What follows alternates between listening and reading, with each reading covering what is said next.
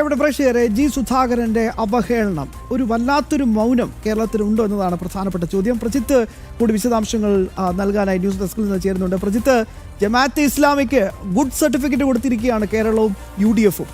ഇപ്പോഴിതാ ഈ SDPI ഉൾപ്പെടെയുള്ള കൊടുഭീകര സംഘടനകൾക്കും ഗുഡ് സർട്ടിഫിക്കറ്റാണ്, മതേതര പാർട്ടികളാണെന്നാണ് പറയുന്നത്.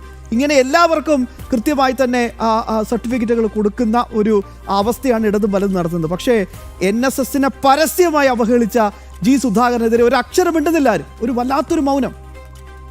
CPM നേതാക്കളുടെയും അല്ലെങ്കിൽ ആ രീതിയിൽ ചിന്തിക്കുന്ന ആളുകളുടെയും ഒക്കെ ഹിന്ദുവിരുദ്ധതയും സ്ത്രീവിരുദ്ധവുമായിട്ടുള്ള പരാമർശങ്ങൾ ഇത് ആദ്യമായിട്ടല്ല. നേരത്തെ PK ശ്രീമതി അടക്കമുള്ളവർ നടത്തിയിട്ടുള്ള ഹിന്ദു സ്ത്രീകൾ ഈർന്നണിഞ്ഞു പോകുന്നു എന്ന് തുടങ്ങിയിട്ടുള്ള പരാമർശങ്ങൾ നമ്മൾ ഈ ഘട്ടത്തിൽ ഓർക്കേണ്ടതുണ്ട്. സമാനമായ രീതിയിൽ തന്നെയാണ് ഇപ്പോൾ ജി സുധാകരന്റെ ഭാഗത്തു നിന്നും ഈ ഒരു പരാമർശം ഉണ്ടായിരിക്കുന്നത് എന്നുള്ളത് കൂടി നമ്മൾ മനസ്സിലാക്കണം. ഏതെങ്കിലും രീതിയിൽ മറ്റൊരു സമുദായത്തെ പറ്റിയോ ആ സമുദായത്തിലെ സ്ത്രീകളുടെ വസ്ത്രധാരണത്തെ പറ്റിയോ അവരുടെ വിശ്വാസത്തെ ബന്ധിക്കുന്ന കാര്യങ്ങളെ പറ്റിയോ ഈ രീതിയിലുള്ളൊരു പരാമർശം ജി സുധാകരനെ പോലെയുള്ള നേതാക്കന്മാരുടെ ഭാഗത്തു നിന്നുണ്ടാകില്ല എന്നുള്ളത് നമ്മൾ കാണേണ്ടിയിരിക്കുന്നു. ഇവിടെ ഏറ്റവും പ്രധാനപ്പെട്ട കാര്യം, നേരത്തെയും സമാനമായ രീതിയിലുള്ള ഹിന്ദുവിരുദ്ധമായിട്ടുള്ള പ്രസ്താവനകൾ ജി സുധാകരൻ നടത്തിയിട്ടുണ്ട്.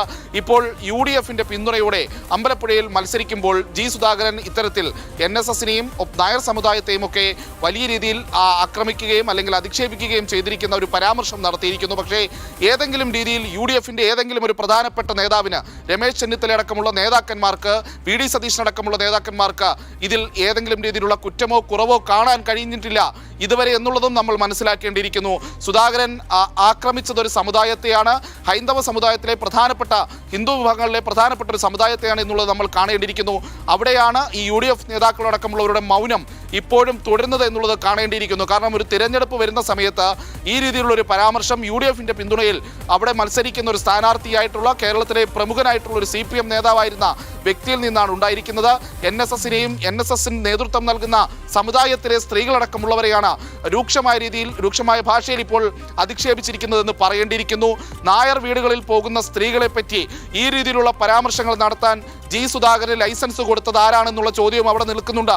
UDF-ന്റെ പിന്തുണയോടെ മത്സരിക്കുമ്പോൾ UDF-ന്റെ അഭിപ്രായമാണോ ഇപ്പോൾ NSSനെ പറ്റിയും നായർ സമുദായത്തെ പറ്റിയും ജി സുധാകരൻ പറഞ്ഞത് എന്നുള്ള ചോദ്യവും ഇവിടെ ബാക്കിയാണ്.